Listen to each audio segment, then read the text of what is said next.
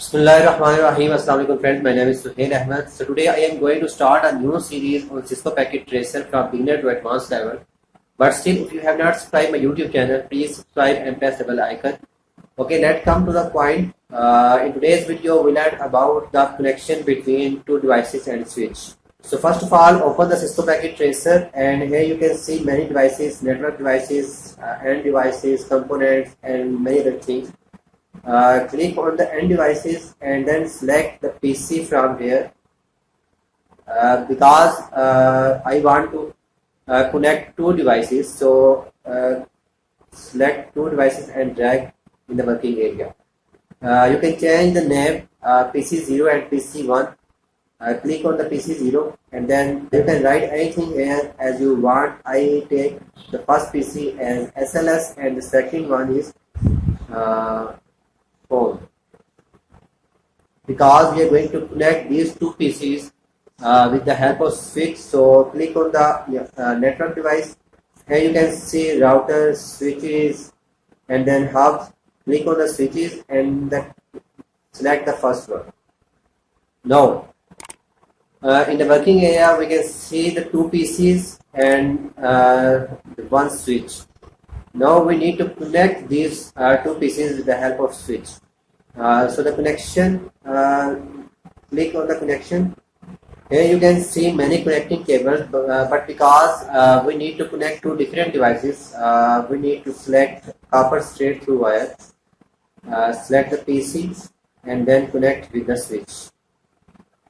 But if you don't sure which cable you should use, then select the automatically choose connection type and then click on the PC and then click on the switch. These automatically connecting cables automatically choose the connect wire from these all wires. So here you can see that the first one is copper wire and the second one is also copper wire. Here you see the two orange dot, which means the connection is not established yet and the connection is not on. So click on the first PC and then click on the desktop and click IP configuration 192.168.1.2. After write the IP address, click enter and then the subnet mask automatically added here. Now go to the second PC, click on the second PC, then click on desktop, IP configuration and assign the IP address again 192.168.1. Here just the host ID is different from the previous IP address.